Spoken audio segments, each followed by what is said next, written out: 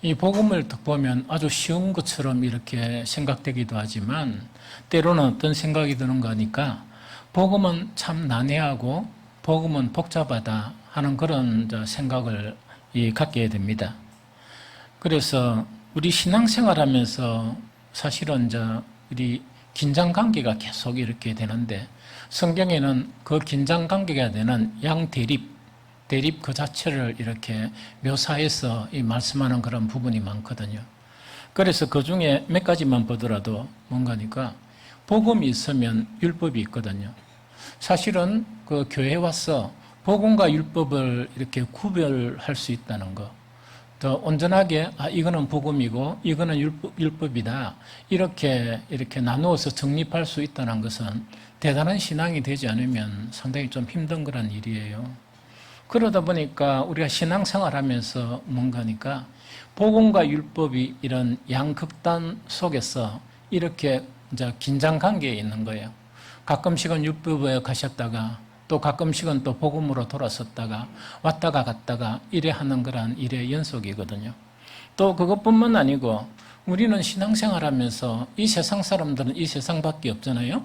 그런데 우리는 뭐냐니까 하나님의 나라가 있고 또 우리가 살아내야 될 이 나라가 있거든요. 이 속에서 또 왔다가 갔다가 하는 그런 경향을 가지게 되거든요. 그러면은 성경에 보면 목표 자체는 뭐냐? 우리는 이 땅을 보지 말고 정말 우리의 그런 본향만 바라보고 가야 되는 나그네와 같은 그런 사람이 되는데 사실은 보면 이 긴장 관계에서 지금 전 세계적으로 그리스도인이 있다 그러면 정말 온전한 나그네가 되어서 구름에 달가듯 이 세상을 살아가고 달관해서 살아가는 그런 사람이 몇 명이나 있을까 하는 그런 생각이 들거든요. 그래서 이만큼 이렇게 복음이라는 것 자체는 쉽기도 함이지만 상당히 어렵다 하는 그런 부분이죠. 그것뿐만 아니고 성경에 또 보면 우리 세상 사람들은 한 사람이잖아요. 우리도 원래는 한 사람이었는데 성경은 우리를 이야기하면서 뭔가니까 옛사람과 새사람을 구분을 했습니다. 그럼 옛사람과 새사람을 구분했는데 세상 사람들이 어떤 아무리 박사라도 철학자라도 그 내용을 잘 모르거든요. 그런데 우리는 뭐냐? 이 새사람과 옛사람 속에서 왔다가 갔다가 하는 그 긴장 속에서 왔다 갔다 하는 그런 것이 바로 우리 그리스도인들이 아닌가 하는 그런 생각이 들거든요. 그래서 엄밀히 말하면 복음 자체는 뭐냐? 어떻게 단순하면서도 복음 자체는 상당히 이렇게 복잡하기도 하고 정말 복음은 또한 어렵기도 하다 하는 그런 생각을 가끔씩 하며 이제 살아가게 된다 하는 그 이야기죠. 그러면은 이런 것은 지금 방금 예를 든 이 세 가지만 하더라도 우리가 신앙생활 하면서 늘 우리가 부대끼는 그런 부분이거든요. 그래서 어떤 데는 뭐냐, 천국만을 바라보고 이렇게 사는 것처럼 보이면서 어떤 대부분의 시간들은 뭐냐, 세상에 매여서 막 거기서 고민하고 또 세상에 매여서 살아가는 우리의 모습을 보거든요. 그 다음에 정말 옛사람 그를 벗어버리면 참 좋은데 이게 벗겨집니까? 우리 속에 내재가 있는데 그래서 정말 새 사람으로서 하나님의 아들로 살고 싶은 그런 마음이 꿀떡까지 있지만은 내 모습을 딱 보면 나도 모르는 사이에 이 옛사람의 그런 이 습성을 가지고 옛사람의 말을 하고 옛사람의 행실을 가지고 옛사람의 또한 생각을 가지고 막 살아가고 있는 내 모습을 이래 보게 되거든요. 그래서 참으로 어렵고 참으로 어렵도다 하는 그런 생각을 하게 되는 거예요. 그러면은 오늘 본문은 뭐냐니까 이런 가운데서 우리는 어떻게 신앙생활하고 어떻게 살아가야 될 것인가 하는 그 해답을 두 가지를 딱 우리에게 제시하고 있습니다. 그런데 제시하고 있는데 그 중에 하나는 뭐냐? 예수 안에 거하라 하는 그거를 이야기하거든요. 하나는 예수 안에 거하는 것이고 하나는 뭐냐니까 육체로 살아가지 말고 영을 따라 살아가라 하는 그 두 가지 해답이 로마서 8장에 이렇게 우리에게 제시를 해주고 있습니다. 제가 욕심이 있어서 이 두 가지를 오늘 설교에 이렇게 하고 또 다음 주일은 다음 이 주제로 넘어가려고 이렇게 생각을 했는데 말씀을 이렇게 준비하다 보니까 이게 다 할 수가 없어요. 이 분량이 좀 많아가 그다음 날씨도 덥고 이런데 그죠? 그래서 오늘은 뭐냐니까 그 참 우리 신앙의 핵심과도 같은 주님 안에 거하는 것 이 하나만 가지고 우리가 좀 살펴봤으면 좋겠다 하는 그런 생각이 듭니다. 우리의 신앙 그 다음에 우리가 주를 위해서 무슨 일을 하거나, 안 그러면 우리가 교제를 하거나, 정말 성경에 보면 우리가 신앙생활이나 주를 위해서 하는 그런 모든 일들 자체는 어디에서 이루어져야 되는가? 예수 그리스도 안에서 이루어져야 돼요. 우리 예배도 마찬가지고 우리의 기도도 마찬가지고 모든 게 다 마찬가지거든요. 해답 자체는 예수 그리스도 안에만 이루어지면 그거는 완전하지는 못하지만 정상적인 길로 걸어가고 있는 것이다 하는 것이 성경에서 우리에게 가르쳐주고 있는 부분입니다. 그래서 로마서 8장 1절을 시작하면서 로마서 8장을 시작하면서 8장 2절 다시 한번 읽어볼까요? 시작. 그러므로 이제 그리스도 예수 안에 있는 자는 결코 정죄함이 없나니. 이거 대단히 은혜스러운 말씀이거든요. 즉 우리가 예수 그리스도 안에 있어야 하나님의 목적인 그런 십자가의 권능이 우리에게 임하게 된다는 그 이야기입니다. 그래서 우리는 정말 어떻게 되는가? 이 결코 정죄함 자체, 그 다음에 로마서 뒤에 보면 정말 우리가 이 세상에 있는 모든 것이나 영적인 그런 존재라도 결코 우리를 정죄할 수가 없다. 어디가 있으면 예수 그리스도 안에 있어야 그것이 가능하다 하는 그 자체를 이야기합니다. 그런데 만약에 우리가 예수 그리스도 밖에 있으면 수없이 정죄당하고 심지어 또 어떤 일이 일어나는가? 내가 나를 정죄하는 거예요. 이러다 보니까 이 신앙생활 하는 것도 대단히 어려운데 이걸 내가 정지하고 이러다 보니까 넘어지고 자빠지고 막 이런 속에서 우리가 살 수밖에 없거든요. 그래서 정말 해답 자체는 예수 그리스도 안에 있는 것이다 하는 그 자체를 이야기하거든요. 예수 그리스도 안에 있어야만 돼요. 그런데 성경에는 너무 많다 보니까 이걸 다 읽어볼 수는 없고 몇 가지 중요한 사항을 보면 고린도서 15장 17절 전반절을 우리가 봅니다. 고린도후서 5장 17절 전반절 시작. 그런즉 누구든지 그리스도 안에 있으면 새로운 피조물이라. 한 번 더 시작. 그런즉 누구든지 그리스도 안에 있으면 새로운 피조물이라. 이거거든요. 그래서 신앙생활에서 하나님으로부터 하늘로부터 오는 거듭남이 없으면 새로운 피조물이 안 된 상태에서 신앙생활을 하면 아무리 열심히 하고 또 아무리 이렇게 막 힘을 들여서 또 이렇게 한다손 치더라도 뭐밖에 안 되는가? 유대인들의 그런 열심이나 유대인들의 그런 신앙밖에 안 돼요. 유대인들은 뭐냐? 그렇게 열심히 하면서 정말 그리스도를 십자가에 내준 장본인들이에요. 얼마나 큰 오류를 범하게 됐습니까? 그들의 금식과 그들의 기도와 그들의 열정 자체가 그렇게 하도록 만들었다 하는 그 자체를 이야기하거든요. 그래서 우리가 거듭나고 또한 새로운 피조물이 되는 것도 뭐가 있어야 되는가? 그리스도 안에서 그게 가능한 것인지 밖에서 아무리 노력하고 떠들고 뭐 산에 가가지고 소리치고 해도 그런 것은 이루어지지 않습니다. 그만큼 이 주님 안에 있는 것은 대단히 중요하다 하는 그 이야기죠. 고린도전서 15장 22절 같이 한번 읽어봅니다. 시작. 아담 안에서 모든 사람이 죽은 것 같이 그리스도 안에서 모든 사람이 삶을 얻으리라. 한 번 더 시작.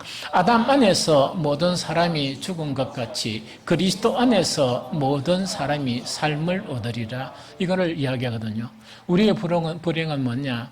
좀 아담 안에서 우리가 살고 있을 때 우리는 사망을 경험한 사람들이에요. 그것뿐만 아니고 제2사망으로 들어갈 수밖에 없는 그런 사람들이거든요. 그런데 여기서 탈출할 수 있는 비결이 뭐냐? 그리스도 안에 있어야. 그리스도 안에 있어야 어떻게 되는가 하니까 모든 사람은 삶을 얻게 된다 이야기죠. 그래서 신앙의 모든 그런 이 근거 자체는 어디에 있어야만이? 그리스도 안에 있어야만이 정말 우리는 영원한 생명과 삶을 얻게 된다 하는 그 자체를 이야기합니다. 한 가지만 더 보면 갈라디아서 3장 26절 너희가 다 믿음으로 말미암아 그리스도 예수 안에서 무엇이 되었다? 하나님의 아들이 되었으니 하는 그 자체를 이야기하죠. 우리가 참 이렇게 늘 하는 것은 우리는 누구라고? 하나님의 자녀 또는 하나님의 아들 이렇게 우리가 계속 표현하잖아요. 그런데 우리가 그렇게 소망하고 우리가 표현하는 것처럼 그것이 다 되는 것이 아니고 우리가 어디에 있어야만이? 그리스도 예수 안에 있어야 우리는 참 하나님의 아들이 되는 그것을 우리가 알 수가 있다는 그 일을 이야기합니다. 그러면서 우리는 하나님 아들이라고 그러면 그 자존감이나 자긍심이 높겠습니까? 안 높겠습니까? 엄청 높아야 되잖아. 그런데 오늘날 많은 그런 그리스도인들을 보면 그 자존감 자체가 이렇게 많이 떨어져가 있거든요. 왜냐니까 하나님의 아들이란 인식 자체가 내 안에 없다 보니까 이 여전히 사람의 아들로 내가 이렇게 인식되다 보니까 조그마한 일에 막 이렇게 넘어지고 조그마한 일에 또 막 이렇게 절망하고 하는 그런 것에 빠질 수 있다는 이야기죠. 그러나 예수 그리스도 안에 있는 사람은 그런 것이 없어요. 어떤 일이 있어도 하나님의 아들에 대한 신분 자체가 바뀌지 않고 그 존귀함 자체, 그 소망 자체가 결코 흔들리지 않는다 하는 그 자체를 이야기합니다.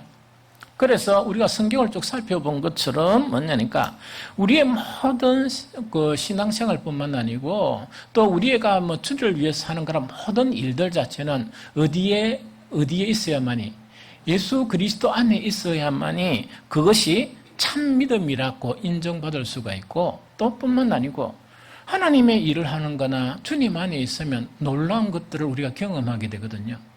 오늘날 많은 그리스도인들이 이렇게 주를 위해서 살고 또 열심히 하고 있는데 그런 경험이 차단된 거예요.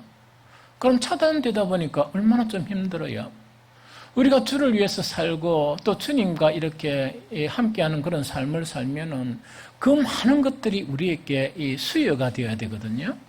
그런데 수요되는 것이 차단이 되어버리고 차단되어버리다 보니까 우리의 힘으로 막 이렇게 일을 하려 하고 우리의 힘으로 막 이렇게 신앙생활을 하려고 하니까 얼마나 또 참혹하기도 하고 얼마나 힘든 그런 신앙생활인가 하는 그런 부분이죠. 그래서 이제 주님 안에 있는 것이 대단히 중요하거든요. 그런데 이제 문제가 좀 있어요. 주님 안에 있다 하는 것 자체가 무엇을 이야기하는가? 이 정의를 갖다가 내려야 되는데 이것 자체가 대단히 난해한 거예요. 주님 안에 있다 하는 이 자체를 갖다가 이 정의를 내려야만이 우리는 진짜 주님 안에 있어야 될 거 아닙니까? 그런데 여러분들 뭐 친구들이나 뭐 이렇게 여러분들 교제할 때 하면 물어보세요. 주님 안에 있는 게 뭡니까? 이래 물어보면 각자가 막 이래 이야기를 하거든. 각자가 이야기를 막 하고 어떤 사람은 뭡니까? 성경 한 구절이나 두 구절 딱 가지고 이것이 주님 안에 있는 것입니다. 요래 하면 아니라. 그거 하는 순간부터 아니거든요. 그래서 그런 사람들은 용감한 사람이 있더라도 그건 아니거든. 그건 아니거든요. 그래서 우리가 이제 많은 그런 신학자들이나 이래가지고 2000여 년 전부터 복음이 이래 막 시작이 되잖아요. 계속 한계점을 우리는 보게 되고 무너지기도 하고 어려움을 갖기도 하고 뭐 몇 주 전인가 잘 모르겠지만 초창기부터 뭐가 나타났다? 이단 사상이 나타나서 교회가 막 흔들어지거든요. 그것뿐만 아니고 또 뭡니까? 정말 이렇게 중세 암흑 시대에는 뭡니까? 통걸로 해가지고 정말 예수 그리스도의 그런 복음 자체가 권력화되어 버리는 그런 현상이 나타나거든요. 르네상스가 일어나고 종교개혁이 턱 일어나면서 그게 발상지가 유럽이잖아요. 그런데 유럽은 이성주의와 편성을 이렇게 하면서 이 유럽 교회가 몰락해버리는 지금 유럽 교회는 유물만 남아있는 그런 부분이다. 또 그것뿐만 아니고 미국 교회 복음주의 그런 거 이야기했죠. 그런 문제에서 계속 시달려가 있는 거야. 그러다 보니까 가만히 이런 실패를 거듭하면서 정말 주님을 열정적으로 사랑하는 그런 많은 신학자들이 20세기부터 해가 21세기 약 200여 년간에 걸쳐서 어떤 연구에 몰두를 해놨냐? 주님 안에 가는 것이 무엇이냐? 이 연구를 시작한 거야. 이해됩니까? 그래서 많은 신학자들이 뭐냐? 주님 안에 있다는 게 뭐냐? 왜냐니까 아무리 살펴봐도 이래 해봐도 안 되고 저래 해봐도 안 되고 막 이런 온 것을 다 해봐도 안 되거든. 그러니까 성경에 딱 보니까 주님 안에 있어야만이 모든 것이 다 이루어지거든요. 그러면은 주를 사랑하는 학자들이 연구하겠습니까? 안 하겠습니까? 열정적으로 이 주님 안에 있는 것이 무엇이냐? 즉 그리스도 안이란 이 자체를 연구를 하기 막 시작한 거예요. 그래서 이거는 대단히 난해하고 대단히 난해한 그런 작업이거든요. 제가 가지고 있는 책 하나가 이 주님 안에 있는 그 자체만 주제예요. 그 하나를 이제 푸는데 페이지 수가 몇 페이지인가는 600몇 페이지예요. 책이 이 억수로 두꺼운 그런 책이에요. 그래서 이 책 자체가 바로 콘스탄틴 캠벨이라는 분이 이 책을 지었는데 이 분 자체는 어떤 분인가니까 헬라어에 아주 박식한 그런 분이에요. 그래서 제가 이 수차례 이 책을 갖다가 그래도 더 읽어보려고 이랬는데 읽다가 포기하고 이랬었습니다. 포기한 이유 자체가 뭔가니까 600페이지에 달하는 것 중에서 한 300페이지 이상이 뭔가니까 주님 안에 주님과 함께 뭐 이런 거 있죠. 거기에 들어가는 단어 중에서 전치사 있죠. 헬라 전치사를 가지고 이것을 풀려고 이렇게 한 300페이지 이상에 달하는 그 내용을 하려 했던 거예요. 그래서 조금 힘들더라도 이걸 좀 이렇게 한번 그래도 해볼까 하다가 몇 번 보다가 아직 책상 위에 지금 놓여 있습니다. 놓여 있는데 왜냐니까 하다가 말다가 이러면서 전치사로서 즉 언어로서 풀어질 문제가 아니다 하는 그런 생각 때문에 다 읽는 것을 내가 포기를 했던 거야. 이해됩니까? 그러다 보니까 참 이렇게 이만큼 뭔가니까 주님 안에 거한다는 것은 많은 하나님을 사랑하는 그런 학자들이 이 문제를 해결해야만이 우리는 바른 신앙을 할 수 있으니까 그 문제를 가지고 막 논의하고 이렇게 한 거예요. 그동안 논의가 너무 많이 이루어지다 보니까 나는 그 전 세계적인 그 자료를 다 하려고 그러면 나는 그 책 살 돈도 없고 또 우리나라에 그 책도 없습니다. 책도 없고 막 이렇거든요. 그런데 그동안 논의는 너무나 많아서 다 살펴볼 수가 없는 건 사실이에요.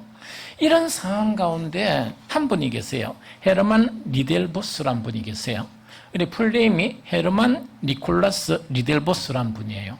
이분은 1909년에 태어나가지고 2007년, 즉 2000년대에 이렇게 천국 가신 분이에요.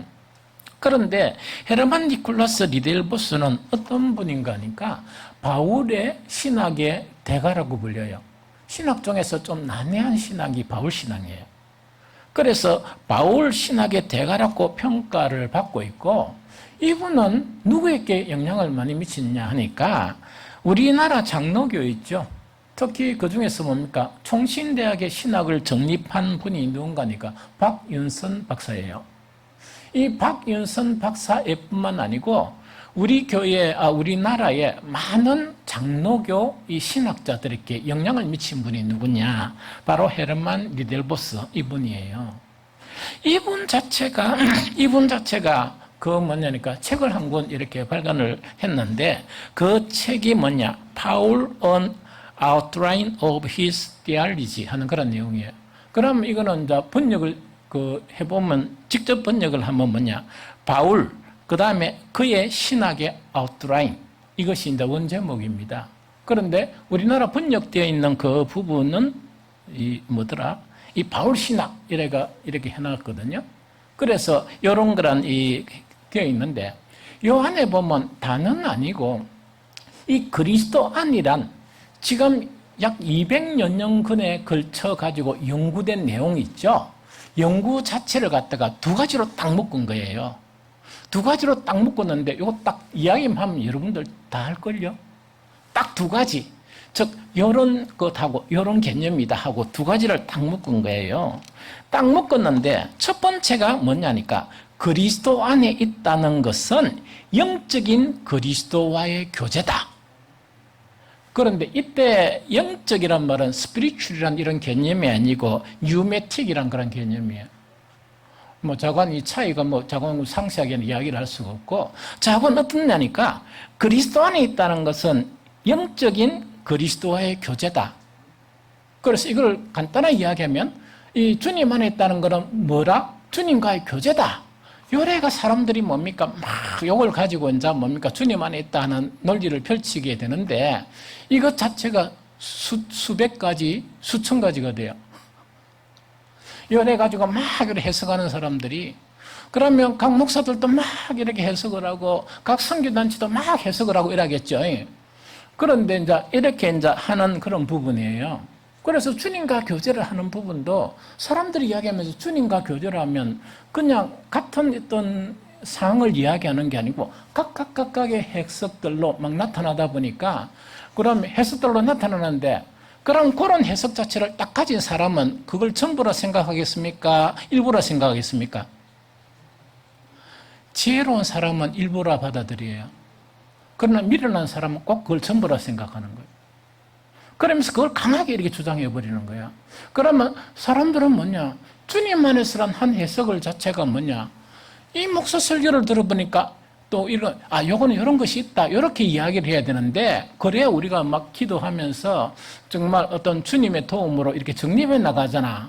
나가는데 보통 보면 사람이 그래 하고 싶습니까? 안 그러면 내 말 여기 맞습니다. 여기 맞다. 이래 하고 싶습니까? 그 여러분들 상상에 맡깁니다. 그래가 보니까 요거는 요거다. 저거는 저거다. 이러니까 혼란스러워요? 안 혼란스러워요? 혼란을 좀 가중하게 되는 그런 결과를 가져왔다는 그 이야기죠. 그래서 유메틱이란 이 단어 자체가 뭐냐니까 주님과 교제인데 우리가 연애하고 찬옥이하고 이야기하고 교제하면 그게 신령한 것입니까? 그냥 사람과의 교제라? 또 이렇게 이야기할래? 나는 찬욱이하고 교제하는데 신령한 것이다. 이렇게 이야기할래? 그러자고 했더니, 그래, 이야기할 수도 있어. 이해가 됩니까? 그러면 이제, 이거는 뭐냐? 신비적인 그런 부분이, 그러니까 그 신적인 존재와 그런 교제다 치다 보니까, 물론 예수님은 인간이시면서도 하나님이시잖아. 그러다 보니까 이 뉴메틱이라는 이 신비적인 그런 부분이 그 안에 들어가게 되는 거야. 이해가 됩니까? 그런 것부터 해가지고 온갖 이렇게 이론이 이렇게 나타나게 된다는 그 자체를 이야기합니다. 그래서 그리스도 안에 있다는 한 개념 자체를 어떻게 묶었느냐 하니 이거는 주님과 뭐라고? 교제다. 이렇게 이제 묶은 거야. 그래서 모든 책을 보면 주님과 교제 이래가 막 오만 것 자체가 다 있어요. 이해가 됩니까? 그 다음에 두 번째 이제 다른 한 가지 의미는 뭐냐? 그리스도 안에 있다는 것은 이거는 이제 더 이제 적극적입니다. 신적인 합일, 신적인 연합, 주님과 연합된 것이다. 이렇게 이제 해석을 하는 거야. 이야, 이거는 대단하다, 그죠? 만약에 찬욱이가 주님과 예수님과 연합한다 같으면은 의회대에서 다음 줄부터 찬욱이는 어디에 있어야 돼? 여기 있어야지. 나는 거기 있고. 그러니까 연합됐으니까 찬욱의 생각이 주님의 생각이고 찬욱이가 말하는 것이 뭐라고? 주님의 말이고 이렇게 될 그런 성향을 가지게 됩니다. 그래서 작은 어떤 간에 크게 나누니까 하나는 주님과의 교제다. 하나는 뭡니까? 주님과 합일이라는 것 자체, 그 다음에 연합이라는 것 자체, 이걸 이제 사용하게 되는 그런 가운데 있는 거예요. 그래서 대부분의 연구와 논의가 이 두 가지 안에 다 들어가 있는데 이론들은 단일하다, 복잡하다, 신비적인 부터 해가지고 막 이렇게 이제 복잡한 양상을 띠게 되는 그런 가운데 있다 하는 그 자체를 이야기합니다. 그래가 200년 동안 이 문제를 해결하기 위해서 이래 막 연구를 했거든요. 결과가 어떻게 됐을까? 결과 자체는 뭐냐니까 방금 이야기한 헤르만 니콜라스 리델보스가 이렇게 결론을 내린 것은 무엇을 이야기하는가? 이런 신비적인 해석 자체가 어떤 결과를 가져왔느냐? 많은 그리스도인들을 오도하고 있다는 것 자체를 신학자들 자체가 깨닫기를 시작한 거예요. 이게 또 한계구나 하는 것 자체가 깨닫기를 이제 시작했다는 그 자체를 이야기합니다. 그래서 그러나 정말 내가 여러분들에게 이야기하는 것은 그리스도와의 교제 또 그리스도와의 연합이 있죠. 이것 자체는 우리는 어떤 식으로 받아들이고 있는가 하니까 여전히 주님 안에 있는 아주 중요한 방편이다. 이것으로 받아들이고 있다는 이야기를. 또 뿐만 아니고 이것 외에 딴 것을 하려고 시도하려고 하는 그 자체가 뭐냐? 너무나 난해하고 너무나 어렵다 하는 그런 것이 바로 우리가 가진 숙제와 같고 문제 같다 하는 그 이야기거든요. 그럼 다시 정리해보면 뭐냐? 주님 안에 거한다는 일반적인 내용이 있죠. 내용 자체는 뭐냐? 끊임없이 뭐를 해야 돼? 주님과 교제하는 이것 없이는 주님 안에 거한다, 주님 안에 있다는 이것을 주장할 수가 없고 또 한 가지는 뭐냐니까 주님과 하나가 되고자 하는 주님과 연합되고자 하는 이런 끊임없는 그런 시도나 노력이 없이는 내가 주님 안에 거한다 하는 이것은 뭐냐? 타당성이 없다 하는 것을 우리가 인정해야 된다는 그 이야기입니다. 그러면은 뭐냐니까 왜 신학자들 특히 헤르만 리델보스가 이야기하는 것 자체가 뭐냐? 왜 이것은 뭐냐니까 아니 이거는 주님 안에 거하는 것 자체가 이 주님과 교제하는 것이나 주님과 합일이라고 이야기하는데 이것 자체가 왜 많은 그리스도인들을 오도하는 그런 결과를 가져왔을까? 이 궁금하죠? 이것만 알면 되잖아.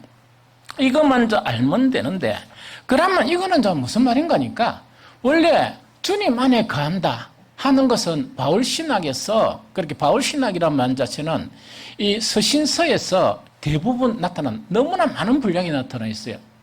이해가 됩니까? 그런데 이것이 바울이 만들어낸 것입니까? 아니면 다른 분이 만들어낸 것입니까? 성경을 보면 예수님이 만든 거. 예수님이 만드신 거거든. 예수님이 명령을 하신 거야. 예수님이 제자들에게 또 우리가 주님을 믿는 우리들에게 명령을 하신 내용이 뭐냐? 주님 안에 거하는 거예요. 그러니까 예수님의 그 복음의 명령을 가지고 바울은 뭐냐?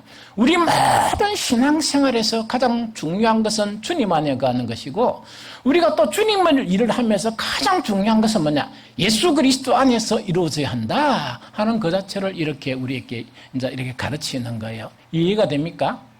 그런데 예수님이 가르친 너희가 내 안에 거하는 것, 주님 안에 거하게 되면 반드시 나타나는 게 무엇입니까?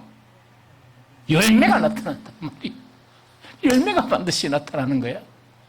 그런데 이제 우리가 막 어떤 해석을 가지고 주님 안에 거한다고 주님과 교제도 하고 나는 주님과 하별입니다 하는 막 그런 거를 주장한다 손치더라도 뭐가 없으면? 열매가 없으면 가짜야. 그게 오도라는 거야. 그게 이제 오도라는 것을 이야기하거든요. 그래서 예수님은 이제 우리가 주님 안에 거한다는 것은 주님과의 교제이든지 혹은 뭔가 주님과 합일이든지 간에 그러면 그것이 되면 어떤 열매가 우리 속에서 나타나고 그 열매가 항상 있고 그 열매가 계속 어떻게 돼야 돼? 풍성하게 이렇게 맺혀야 되는데 이것 자체가 이렇게 별로 안 나타나고 막 주장만 하다 보니까 이렇게 좀 식상한 그런 것으로 전락해버리는 경우가 많다 하는 그 이야기입니다. 예수님의 말씀을 다 읽어보면 좋지만은 요한복음 15장 5절 8절을 연결해서 읽어봅니다. 자, 시작. 나는 포도나무요 너희는 가지라. 그가 내 안에 내가 그 안에 거하면 사람이 열매를 맺나니 나를 떠나서는 너희가 아무것도 할 수 없습니다. 너희가 열매를 많이 맺으면 내 아버지께 영광을 받으실 것이요 너희가 내 제자가 되리라. 아멘 하는 이야기. 그래서 이거는 뭐냐니까 우리가 주님 안에 거하는 것은 주님이 명령하신 우리의 신앙에서 가장 확실한 거예요. 뿐만 아니고 바울이 서신을 통해서 끊임없이 주장하는 거 있죠. 그것이 뭐냐? 무엇을 할 때도 예수 그리스도 안에서, 뭘 할 때도 예수 그리스도 안에서 이게 이루어져야 돼. 그러면은 우리가 정말 모든 신앙의 영역에서 예수 그리스도 안에서 내가 하는 것이다. 그럼 내가 주님하고 막 이렇게 교제하는 그런 교제가 주님 안에 있는 것이다. 그것이 확정적인 증거가, 확정적이라 그러면 그 증거가 무엇으로 나타나야 된다? 열매로 나타나야 된다는 그 이야기입니다. 그래서 보편적으로 많은 사람들이 뭐냐, 주님과 교제하니까 막 이렇게 막 하도 많이 듣는 거, 예배 열심히 참석하는 거, 그 다음에 뭡니까? 기도 열심히 하는 거, 그 다음에 성경을 막 읽는 거, 그 다음에 어떤 분들은 성경을 쓰는 거, 온갖 이론들이 많이 있어. 그러면 그렇게 되면은 그게 진정한 이 주님 안에 거하는 것이 되고 주님과 교제가 되고 주님과 합일이 되어지면 그것이 유대인처럼 되면 안 되잖아. 이해됩니까? 유대인처럼 되어가지고 예수 그리스도를 십자가에 못 박는 그런 일을 저지르면 그건 아니잖아. 아니잖아요? 그래서 열매가 맺혀져야 된다는 그 자체가 우리에게 가장 중요한 그런 부분이다 하는 그 이야기죠. 그러면 주님 안에 거하면 열매가 맺혀져야 된다 이러니까 열매가 대체 뭐야? 이게 대단히 중요하죠. 열매가 뭔가 그게 대단히 중요하고 대단히 중요합니다. 그래서 이거는 성경의 눈의 정말 곳곳에 성경에서는 이 열매 자체, 우리가 맺어야 될 그런 열매를 이야기하고 있거든요. 그럼 그거를 갖다가 우리가 좀 편하게 알기 쉽게 좀 해석을 해서 제가 열매란 이런 것이다 하는 것을 이렇게 쭉 이야기해 드릴게요. 그러면 이것이 여러분들 속에 있고 이것이 점차 커지고 있다 그러면 나는 누구 안에 있어? 주님 안에 있고 나는 주님과 동행하고 있는 거야. 이해됩니까? 그러면은 이렇게 이제 쭉 이야기하면 이야기라. 이거는 어떤 이야기인가? 첫 번째로 뭐냐니까 성경 곳곳에 보면은 뭐냐니까 어떤 내용이 있는가 하니까 우리는 이 세상에 있는 것을 가지고 자랑의 기준이, 기쁨의 기준이 되잖아. 그렇죠? 그런데 진짜 열매가 맺어지면 이 세상에 있는 것 가지고 기쁨의 근거를 삼지를 않아요. 이 무슨 말 하겠습니까? 그래서 우리 많은 그리스도인들이 사랑하는 돈 자랑, 재산 자랑, 그 다음에 자식 자랑 뭐 이런 것들 있죠? 그걸 가지고 기뻐하지 않아. 그래서 그런 자랑을 잘 안 합니다. 그래서 나는 우리 성도들도 뭐냐, 교회 안에서 그런 것 가지고 좀 자랑을 안 했으면 좋겠다 하는 생각이 들어요. 왜냐니까 그런 그 자랑 자체는 그 뭐냐니까 이 가치가 조금 떨어지는 이 수준이 좀 낮은 그런 자랑이거든. 세상 사람들 많이 가지는 것 가지고 자랑하면은 우리는 하나님의 아들이고 그리스도인이라는 자존감이 있는데 그 정도 가지고 자랑이 되면 되겠습니까? 그 정도 가지고 기쁨이 되면 되겠습니까? 안 되겠죠? 그래서 뭐냐, 성경 곳곳에는 뭐냐, 세상이 없는 주님과 교제를 하다 보니까, 주님 안에 가다 보니까 세상 사람들은 아무것도 끼도 가지지 못하는 주님이 우리에게 두신 기쁨이 있는 거야. 이게 열매야. 그래서 처음 이렇게 밥 먹고 앉아가지고 이야기하면 그런 거를 좀 이야기하고 이러면 참 좋은데 교제하라 하면 뭡니까? 막 그런 자랑 막 하다 보니까 너무 식상한 거야. 좀 이해가 됩니까? 주님이 우리에게 두신 그런 기쁨 자체가 점점 커지고 그러다 보니까 내가 이 세상에 살아가면서 어떤 환경 속에 있더라도 이 기쁨이 뭐냐니까 이 기쁨을 무너뜨릴 수 있는 게 없는 거예요. 어떤 곤란한 일이나 어떤 핍박이나 어떤 뭐냐 가난함이나 이런 것이 있다 손치더라도 나는 기쁠 수 있는 거야. 왜? 주님이 내 안에 두신 기쁨, 이 세상이 어떻게 할 수 없는 그 기쁨이 내 내면 속에 자라고 있기 때문에 그렇다 하는 그거를 이야기하거든요. 두 번째는 뭐냐니까 화평의 열매가 맺어요. 화평은 뭔가요? 이런 이야기라. 내가 편안한 거야. 내가 편안한 거야. 그런데 내만 편안하면 가짜라. 좀 이해됩니까? 내만 편안하면 가짜고 이 편안 자체가 어떻게 이끌어 나가는가 하니까 평화를 만드는 사람으로 바뀌게 하는 거예요. 이것은 하나님과 우리 사람은 뭐냐? 우리 그리스도인은 아들과의 관계지만 세상 사람은 원수의 관계라. 그러면 하나님과 정말 이 사람들에게 화목하게 하는, 교회만 다닌다고 해서 하나님과 화목합니까? 우리 교인들은 다 하나님과 화목한 관계를 가지고 있습니까? 나는 동의를 안 해. 하나님과 화목한 관계를 가지고 있다 그러면 우리 교회는 이런 낮은 수준에서 탈피를 되지. 무슨 말 좀 이해됩니까? 왜냐니까 교회는 오기는 오는데 이렇게 그 화평케 하는 그런 권세나 화평케 하는 그런 열매가 없는 거야. 화평케 하는 열매는 하나님과 사람 사이를 화평하게 만들고, 그러면 화평이 없는 사람들에게 뭐 교회 왔다 그래 화평이 있는 건 아니야. 그걸 막 화평하게 만들고 사람과 사람 사이를 뭐하게 만든다? 평화를 만들어가는 이런 열매가 맺어지는 거야. 이해가 됩니까? 그래서 이런 열매가 좀 강해져야 돼. 그래야 권세 있는 교회가 돼. 그런데 제가 여러분들 좀 많이 알잖아. 조금 그 시기에 조금 그 시기합니다. 그래서 이런 열매가 좀 강해져야 된다는 그 이야기고, 그럼 세 번째는 바로 뭘 이야기하는 거니까 오래 참는 인내를 이야기해요. 오래 참는 인내. 그러면 뭐냐, 옛날에는 뭔가 한 3번 하면 폭발하던 것이 계속 지나가면서 또 참고 또 참고 또 참고 이렇게 오래 참는 것을 배워가는 인내는요, 아주 귀중한 것을 우리에게 이루는 수단이에요. 오래 참는 거는. 무슨 말인지 좀 알겠습니까? 그래서 오래 참는 그런 열매가 생기고, 그 다음에 뭐냐니까, 누구에게나 덕을 끼칠 수 있는 친절. 이거는 뭐냐니까, 우리가 신앙생활 하면서 참 아름다운 열매. 여러분들 사람과의 관계성 속에서 만약에 이런 게 있죠. 왜 나는 열심히 하는데 사람들은 나를 잘 안 찾고, 죽을 뻔이가 내보다 조금 덜 떨어진 사람처럼 보이는 저 사람만 찾을까, 막 이런 거 있죠. 이게 이제 이유가 더 있어. 사람은 뭐냐, 우리에게 맺혀져야 될 것 중에 하나가 덕 있죠. 덕을 이루는. 많은 사람들을 유익하게 하고, 많은 사람들의 덕을 이룰 수 있는 그런 친절함, 이 자체가 열매가 우리 속에 형성되는 거예요. 이해가 됩니까? 그런데 막 사람이 있는데 그것을 좀 반대하는 역할을 하면 가까이 가겠습니까? 좀 그래도 가까이 가려고 하겠습니까? 잘 못 가잖아.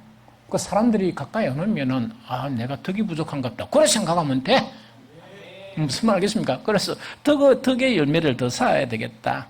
그 다음에 또 모든 것을 선하게 생각할 수 있는 선함이에요. 또 보면 교회 보면은 뭡니까? 여러 그런 종류의 그런 사람들, 여러 그런 성격의 사람들이 교회 막 이렇게 우리 같이 신앙생활 하잖아. 신앙생활 하면 여러 가지 일들이 일어나잖아. 그럼 내가 생각해 보니까 맞는 것도 있고 안 맞는 것도 있고, 때로는 뭐냐니까 내가 좋아하는 것도 있고 내가 불쾌한 것도 있잖아.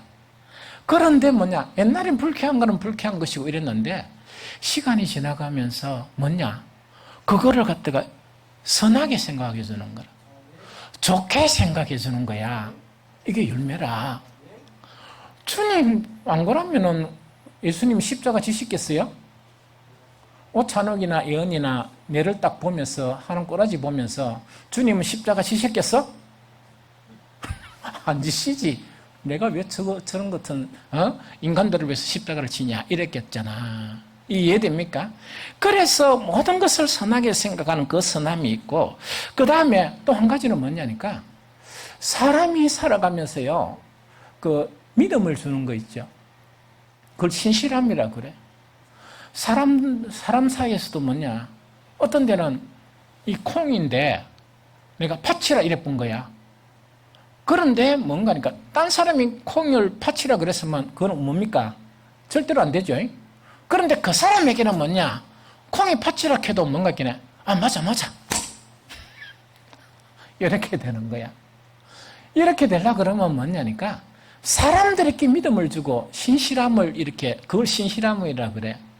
하나님 앞에서도 뭐냐, 너무나 신실함 자체가 나타나는 이게 열매예요. 열매가 뭔 줄 알겠습니까? 이게 우리가 맺어야 될 그런 열매다 하는 그거를 이야기하거든요. 또 그것뿐만 아니고 온유함, 그 다음 그것뿐만 아니고 절제, 그것뿐만 아니고 이타적인 사랑. 여러분들 이타적인 사랑이라니까 막 이렇게 뭐 쉬운 것처럼 보이죠. 그건 아닙니다. 고린도서 13장의 이타적인 사랑은 뭡니까? 사랑은 오래 참는 것이 이타적인 사랑의 시작이다. 사랑이란 건 뭐냐? 악하게 생각하지 않은 것을 이야기한다. 사람은 우리가 공동체 안에서 내가 무리한 행동을 하지 않는 것을 이야기하고, 다른 사람을 번거롭게 하고 다른 사람에게 피해를 주는 일을 차지하고 하는 것이 사랑의 출발이다. 이런 것을 막 이렇게 이야기하고 있는 거예요. 사랑이란 뭐냐? 내 유익을 생각하는 것보다 누구의 유익을 먼저 생각하는, 다른 사람의 유익을 먼저 생각하고 내 유익보다 누구의 유익을 먼저 생각하는 교회의 유익이라. 교회에 이것이 덕이냐, 교회에 이거는 유익한 것이냐, 이거를 생각하는 것이 바로 사랑이다. 이렇게 이야기하는 거예요. 또 뿐만 아니고 이 열매라는 것은 뭐냐, 지속적으로 맺혀지는 회개의 열매예요. 이거는 뭐냐, 회개라는 것 자체는 우리가 주님을 더 닮아가는 과정이죠. 주님을 닮아가는 과정에서 회개가 없으면 그거는 절대로 안 닮아요. 그거는 감정만 되지 안 닮아. 그래서 이거는 지속적으로 나타나는 회개의 열매고, 열매가 또 어떤 것이냐? 의의 열매. 우리는 좀 불의한 사람들이라, 그러나 하나님께서 어려우신 것처럼, 주님께서 어려우신 것처럼 그 을을 배워가고 그 을을 탈막하는 것 자체가 열매이다 하는 이야기입니다. 그것뿐만 아니고 또 한 가지를 이야기하면 진실함의 열매라. 진실함 자체는 하나님도 약해요. 그 사람이 좀 온전치 못하고 이래 하더라도 하나님 앞에 진실된 사람은 하나님도 그 진실 앞에서 그냥 마음이 누그러지는 거예요. 그런데 진실함이 없으면 안 되거든. 사람과 사람 사이에도 그 사람의 수준이 어느 정도인가, 그거는 차후의 문제라. 왜냐니까 계속 성장해 갈 수 있으니까. 그런데 사람에게도 정말 이렇게 그 좋은 무기가 뭐냐? 진실한 사람 있죠. 그럼 뭐냐? 어떤 일이 있으면, 그것 좀 내가 잘못했네. 그거는 진짜 내가 보니까 아니네. 이거 참 하기 힘들죠? 그거 잘해야 돼. 그 다음에 나는 좀 된 줄 알았지만 행편이 없었네. 이런 식으로 이렇게 이제 우리 속에서 그런 열매가 맺혀지는 거예요. 이런 사람 자체는 발전해 가겠습니까? 발전 안 해 가겠습니까? 발전해 가는 그런 부분이다 하는 그 이야기죠. 자, 그런데 뭐냐? 우리가 주님과 교제를 뭔가니까 기도도 열심히 하고, 예배도 열심히 참석하고, 그 다음에 그것뿐만 아니고 때로는 금식도 하고, 때로는 뭐냐? 말씀 이런 방법이라고 온갖 방법을 동원해가 시간을 투자한 거야. 그러면 그런 시간을 투자했으면 그것이 정녕 주님 안에 거하는 한 방편이라면 당연히 지금 맺어야 될 이 열매가 맺어져야 됩니까? 안 맺어져야 됩니까? 맺어져야 되잖아. 절대로 자동으로 안 맺어져. 이거는 뭐냐니까 각고한 이렇게 고통이 따라가요. 이 무슨 말인지 좀 알겠습니까? 이거는 뭐냐니까 이렇게 하면 뭐냐니까 열매가 맺어져야 되는데 열매가 잘 안 맺어지는 거야. 그러다 보니까 사람들을 힘들게 하고 주님을 힘들게 하고 성령을 힘들게 하는 그런 가운데 있지만은 내가 그런 상태인가를 정말 인식하지 못하는 정말 서로 마음 아픈 그런 상태에 빠질 수가 있다는 그 이야기거든요. 그러면은 어떻게 하면 되는가 하는 아주 중요한 한 단서 있죠. 한 단서를 오늘 여러분들께 이렇게 말씀을 드리고서요. 이 단서는 내가 만든 게 아니고 성경에 있는 단서들이에요. 이해가 됩니까? 그러면 주님 안에 거하고 또 하나는 뭐를 해야 돼?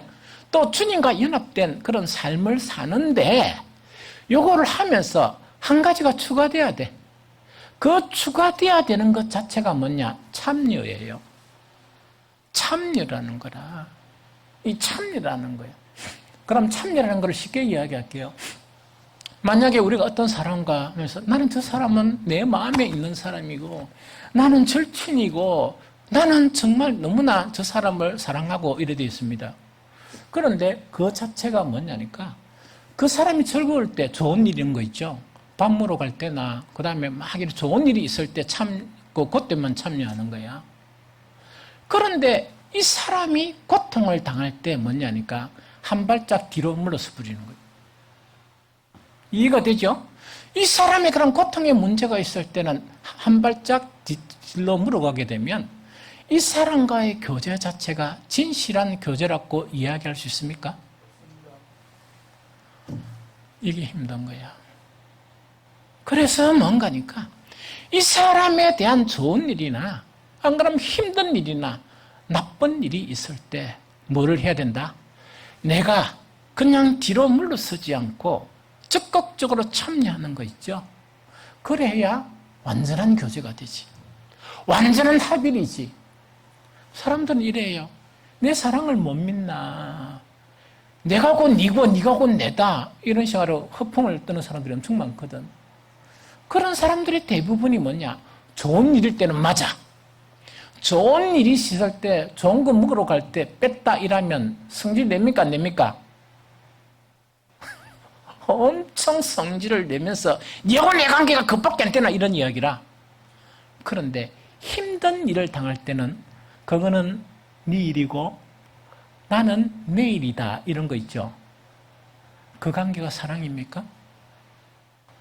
그 관계가 온전한 관계입니까?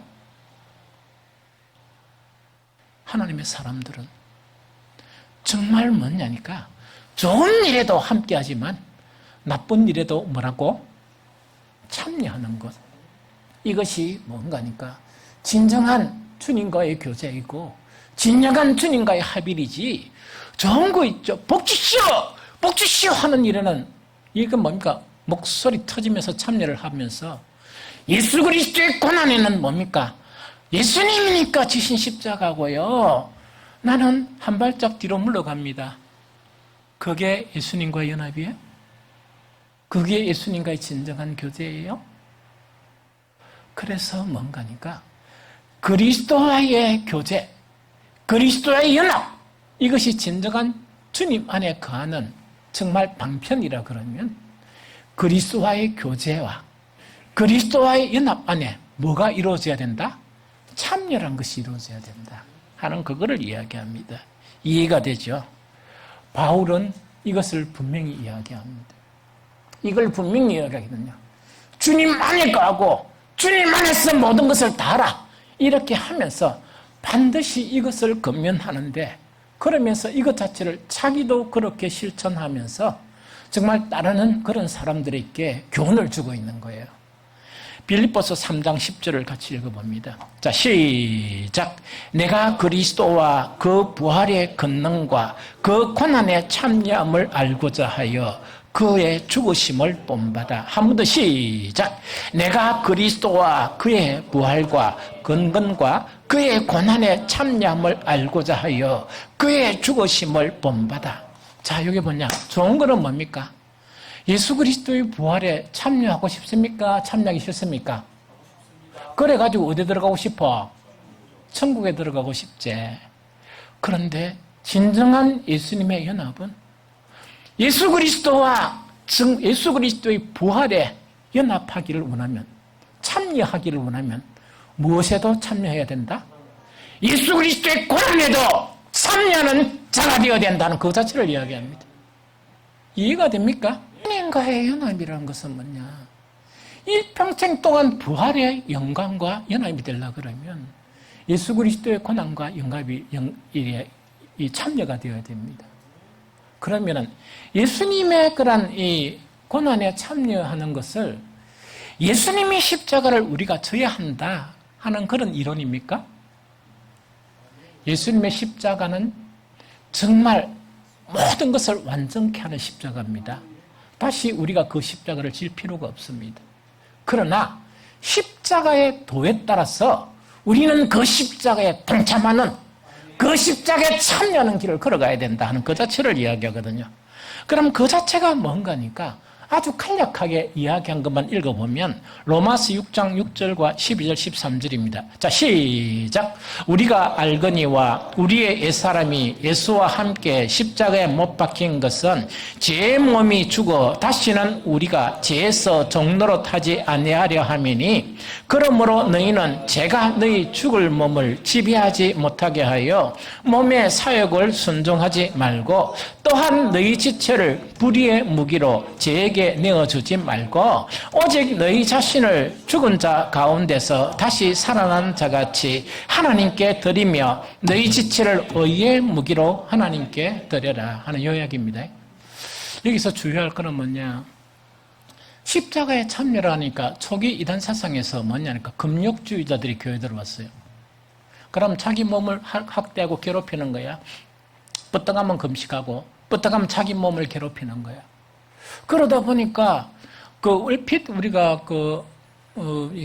막 좀 성경의 지식이 있는, 복음의 지식이 있는 사람들이 보면 저러면 안 되는데 하는 생각이 든단 말이에요. 그런데 성경의 지식이 온전하지 못한 사람들이 또 보면 저거다 하면서 혹 빠지겠습니까? 안 빠지겠습니까? 빠지잖아. 그런 사람들에 대해서 바울은 뭐냐? 저 행위 자체는 우리 몸을 피곤하게 하고 몸을 괴롭게 하는 데는 유익이지만 우리 속에 있는 사르커스란 것은 육체로 살아가고자 하는 본성이 있죠. 그것을 금하는 데는 일의 가치도 없다, 일의 유익도 없다 하는 그것을 가르치는 거예요. 그러면 십자가의 도를 따라 간다는 것은 뭘 의미하는가? 우리는 선악과를 덜컥 잡숴가지고 그 선악과로 말미암아 우리가 징계를 받아야 될 그것은 예수 그리스도께서 받으셨습니다. 그런데 우리 속에는 뭐냐? 끊임없이 육체의 정욕과 끊임없이 육체로 살고자 하는 그런 죄의 본성들이 우리를 미혹합니까? 안 합니까? 미혹하죠.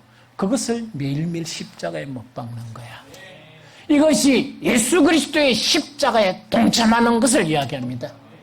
죄가 계속 죽어지면은 열매가 맺어집니까? 아니면 맺어집니까? 죄가 더욱더 충만하고 자기의 의가 충만한데 열매가 맺어지겠습니까? 절대로 안 맺어집니다. 그래서 여기에서 십자가의 참여, 고난의 참여란 것은 이런 의미를 가지고 있다 하는 것 자체를 이야기합니다. 참고 삼아요. 성경에는 참여함에 참여한다는 거 있죠. 즉 예수 그리스도께 이제 참여한다. 또한 이 것 자체가 몇 가지 영역에서 교훈을 줘요. 중요한 건 몇 가지 보면 뭐냐? 첫 번째 하나님의 언약이라. 하나님 언약인데 신명기 29장 12절 13절 봅니다.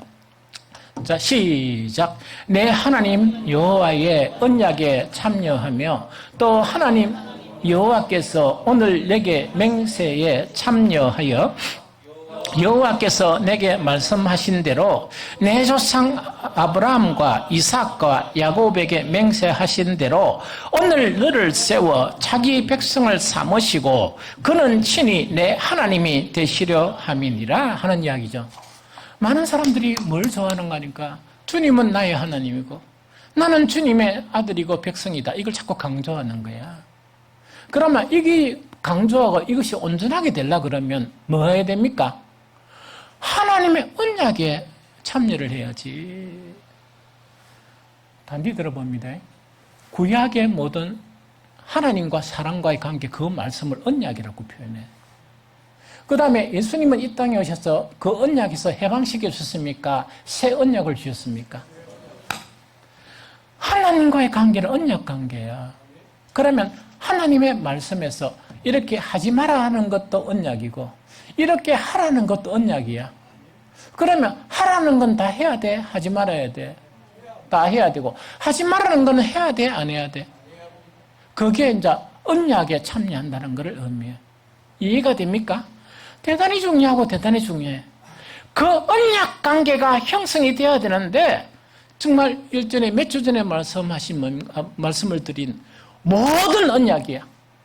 모든 말씀이라. 내가 선호하고 일부적인 그런 것 자체만 지키면 안 돼. 이게 대단히 중요하거든. 하나님의 모든 말씀은 내가 지켜야 돼. 그래야 내가 완전한 하나님의 그런 사람으로 이렇게 바뀌어져 가는 거야. 그래야 하나님은 나의 하나님이 되고 나는 하나님의 백성이 되는 이 언약으로 말미암은 약속이 성취가 된다는 그 이야기입니다. 이해됩니까? 신약의 요한계시록을 한번 펴볼까요? 요한계시록 22장 18절 19절 세 번역으로 읽어봅니다. 시작. 나는 이 책을 기록한 예언의 말씀을 듣는 모든 사람에게 증언합니다. 누구든지 여기서 무엇을 덧붙이면 하나님께서 그에게 이 책에 기록한 재앙을 덧붙이실 것이요. 또 누구든지 이 예언의 책에 기록한 말씀에서 무엇을 없애버리면 하나님께서 이 책에 기록한 생명나무와 그 거룩한 도성에서 그가 누릴 목을 없애버리실 것입니다. 이게 언약에 참여하는 거. 이해됩니까? 가장 조심해야 될 것은 뭐냐? 우리는 겸손하고 겸허하면서 말씀을 배워가는 거예요. 그러고 이 바울이 뭐냐? 바울은 대단한 사람이죠. 우리가 도저히 이룰 수 없는 사람이라. 그런데 바울은 뭐라고 이야기하는가? 나는 다 된 줄로 여기지 아니한다. 다 된 줄로 여기지 아니한다 하는데 그 당시에 이단 중에 뭐냐? 바울을 무색해하면서 나는 다 됐다 이런 사람들이 많아요. 그게 영지주의자들이에요. 나는 이런 신령한 지혜를 가졌으니까 나는 다 된 사람이다. 쟤는 나하고 아무런 관계가 없다. 이렇게 한 사람들이라. 이거는 위험천만한 그런 말씀이에요. 그래서 바울 자체가 뭐냐니까 그렇게 대바울이지만은 뭐냐, 나는 다 된 줄로 한 번도 이기지 않고 정말 내 앞에 있는 그런 부름의 상을 위해서 나는 뭐라고? 달려간다는 것은 뭐냐? 그 격차가 너무나 많으니까 달려가는 거예요. 이해됩니까? 그런 삶을 산다 하는 그 자체가 우리가 하나님의 말씀을 대하는 올바른 그런 자세입니다. 제발 편협한 데서 탈피해야 돼요. 편협한 것은 뭐냐? 하나님의 몇 가지 말씀을 가지고 다인 것으로 생각하는 것은 대단히 위험한 겁니다. 이해됩니까? 그래서 하나님의 모든 말씀을 알아가야 돼. 목사가 지금 말씀만 가르친 기간이 40몇 년입니다. 20대 후반부터 말씀을 가르쳤어요. 첫 5년 동안은 어떻게 했는가 하니까 성경의 주석이나 아무것도 못 봤습니다. 기도하면서 말씀만 보고 볼 수 있었던 거는 영어 사전하고 영어 성경만 볼 수 있었어요. 왜냐니까 번역이 너무나 어려우니까. 그러면서 간주 성경을 가지고 한 말씀을 알기 위해서 그 간주를 찾으면서 A3시 있다니까 그걸 팍팍하게, 요새는 자료가 있어 그렇게 안 하잖아. 그걸 가지고 몰두하고 기도하고 하면서 청년들을 가르치고 하는 그 일을 해왔었거든요. 그런데 얼마가 더 지나서 기회가 있었습니다. 좀 많이 지났어. 어떤 이 지방신학교 신대원에서 뭐냐니까 강의를 좀 오했던 간에 자기들 원래하는데 이 말씀을 전해달라 이런 적이 있었습니다. 그래서 나 안 되는데요 이러니까 그래도 해달라 이래가지고 가서 했는데 저건 너무 재밌게 끝났습니다. 너무 재밌게 끝났다고요. 그러니까 왜냐니까 너무 좋아하는 거야. 너무 좋아하고 그 중에 들었던 한 분이 아직까지 교제를 하고 있습니다. 교제를 하고 있고 어제 보니까 복숭아 한 박스를 이렇게 보내왔더라고. 그 당시에 나는 뭐냐니까 이제는 다 된 것이다 이렇게 생각했었어. 그런데 그게 무너지기 시작했던 거예요. 그래서 이제 평신도 사역을 끝내고 신학을 하면서 신학에 입문을 탁 하자마자 느꼈던 게 뭐냐, 나는 아무것도 아니었구나. 내가 한다고 생각했던 것은 아무것도 아니었구나. 이렇게 생각하면서 지금은 뭐냐, 옛날 그때는 뭐라 그랬습니까? 바울 탁 넣으면 내가 누구라? 바울 친구를 알았단 말이에요. 그런데 그게 무참하게 무너지면서 지금은 뭔가니까 바울과 다윗 이래 보면서 이게 그 밑에 신발 관리하는 거 있죠. 그것도 안 되는구나. 그래서 가장 슬픈 것이 뭐냐니까 나이는 들어가는데 정말 내가 하나님에 대해서 너무나 무지하구나. 하나님에 대해서 너무나 무지하구나 하는 그런 것 자체가 실제 내 모습을 보면서 지금은 한 걸음 한 걸음 그래도 나아가는 그런 가운데 있다는 이야기거든요. 그런데 실망하면 안 되죠. 왜냐니까 우리는 육신을 입은 우리는 완전한 단계까지 이르지를 못해. 완전한 단계는 누가 만들어주신다? 하나님. 예수 그리스도께서 부활하실 때 우리를 완전케 하세요. 그래서 정말 신랑 되신 예수님과 어디에 쑥 들어간다? 천국에 쑥 들어간다 하는 그거 자체를 이야기합니다. 그런데 문제는 완전하고 완전하지 않은 것은 문제가 아닌데 맺어야 될 열매가 없으면 그거는 혹수로 두려워해야 돼요. 잘려집니다. 잘려집니다. 그래서 성경을 보면서 두려워할 거는 두려워해야 되는데 열매가 없는 것을 보면서도 막 이렇게 담대하다 하면 그 담대함은 믿음에서 나온 담대함이 아니다 하는 것을 우리가 이제 인식하고 살아야 된다 하는 그 자체를 이야기합니다. 이해가 되죠? 그래서 하나님의 언약에 참석해야 되는데 어떻게 되는가? 그럼 솔직히 이야기할게요.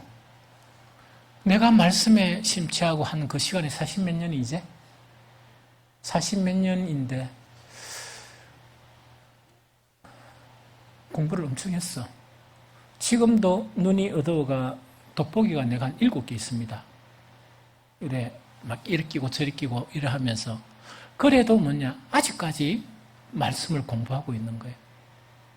저는 여러분들에게 말씀을 그렇게 열심히 공부하라는 건 아니라, 그러나 목사가 들려준 설교를 할지라도 목사는 편협하게 안 하려고 그러고 하나님의 모든 말씀을 그래도 조리 있게 가르치려고 노력하고 설교 시간에 성경을 많이 읽게 만들어. 무슨 말 하겠습니까? 그러면 그런 부분대로 마음의 문을 열으면서 여러분들에게 필요한 것은 겸손함이에요. 예수님의 제자인데 제자의 속성이 뭔 줄 압니까? 죽을 때까지 배우는 사람이에요. 나도 예수님의 제자가 되었어. 주님이 부르시는 날까지 나도 주님을 배워가면서 여러분들을 가르칠 거예요. 여러분들도 그렇게 겸손함을 가지면서 다 된 줄로 생각하면 안 돼요. 그거는 지나보면 부분밖에 안 돼요. 무슨 말 알겠습니까? 그래서 이 하나님의 언약의 말씀에 참여하기를 바랍니다. 그 다음에 참여해야 될 게 또 하나가 있어. 하나님의 성품에 참여해야 돼. 이것 없으면 큰일 나. 베드로스 1장 4절 세 번역으로 읽겠습니다. 자, 시작. 그는 이 영광과 덕으로 귀중하고 아주 위대한 약속들을 우리에게 주셨습니다. 그것은 이 약속들로 말미암아 여러분이 세상에서 정욕 때문에 부패하는 사람이 되는 것이 아니라 하나님의 성품에 참여하는 사람이 되게 하시려는 것입니다 하는 거 이야기죠. 여러분들 주님과 동행해. 주님은 거룩하시고 주님은 그런 신의 성품을 가지고 계시오. 주님은 첫 아담이 범죄하기 전에 있는 그 성품을 가지고 계시오. 그런데 주님과 교제하는 사람이 여러분 자신을 보잖아. 이 세상에 가장 더러운 게 어디 있다? 잘 안 해.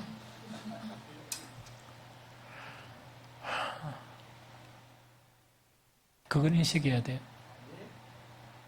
여러분들 이렇게 거룩하게 예배드리고 기도하고 이런다 그래서 여러분들이 다 깨끗한 줄 압니까? 더러움 추성이에요. 더러움 추성이를 가지고 어떻게 주님하고 밀접한 교제를 할 수 있어? 감히 하나님과 합일이라 이런 말을 쓸 수가 있어? 못 쓰겠지? 그래서 계속 주님과 교제를 하면서 뭐냐니까 여러분들 성품이 바뀌어야 돼요. 여러분들 모든 성품이 바뀌어야 돼. 여러분들 자아가 깨떨어져야 되고 여러분들의 의가 깨떨어져야 돼. 이렇게 되어야 뭐냐니까 깨떨어진 만큼 주님과 교제가 되는 거야. 깊이 있는 교제가 되는 거야. 아시겠죠? 그래서 그걸 위해서 막 하고 마지막 세 번째는 뭔가니까 자, 요 이야기입니다. 요거는 좀 방향이 좀 다른가요? 나는 주님과 합일해요. 나는 주님과 동행해요. 나는 주님과 이렇게 교제를 해요. 이런 이야기도요. 그런데 만약에 그 예수님께서는 하나님과 합일입니까? 아닙니까? 예수님은 하나님과 합일이죠. 합일이다 보니까 그런 핍박 가운데 유대인이 비난하는 가운데서도 예수님이 남기신 말씀은 뭡니까? 아버지 하나님께서 지금까지 일하시니 나도 일한다. 여러분들은 주님께서 성령께서 하나님께서 지금까지도 일하시는데 여러분들도 일을 하고 있습니까? 아까 이야기했잖아. 좋은 일에는 참여한단 말이야. 힘든 일에는 쑥 빠져버린단 말입니다. 그게 합일입니까? 그거 진정한 교제입니까? 하나님의 일이 딱 있는데 거기는 뭡니까? 빠져버려. 그런데 교제를 나타내려고 기도하고 막 하는 거 있죠? 거기는 방방 뛰는 거야. 그런데 일에는 뭡니까? 다 쑥쑥쑥쑥 빠져버려. 하나님과 합일입니까? 아니잖아. 아니잖아. 그래서 마태복음 24장 25장에는 그 내용 자체가 어떤 내용인가니까 예수님께서 십자가를 지시기 전 3일 전에 뭐라고? 감람산의 그런 강화란 이야기는 아주 귀중한 교훈의 말씀을 전한다 하는 그 이야기라. 거기에는 4가지를 이야기하고 있는데 그 중에 한 가지가 바로 어떤 이야기라고? 우리는 다 달란트를 받았어. 하나님의 달란트를 받았는데 달란트를 주신 목적이 뭡니까? 하나님의 일을 하라고 주신 거야. 하나님의 일을 하라고 주신 거야.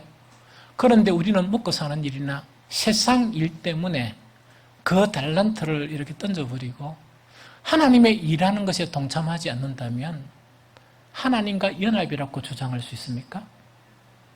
주님 안에 거한다고 주장할 수 있습니까? 아니에요.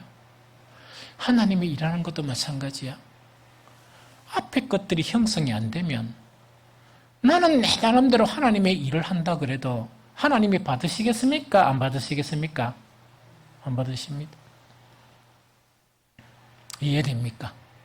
그래서 내가 변화되어 가면서 하나님의 온전한 사람이 되어야 하나님의 일을 할 수 있어.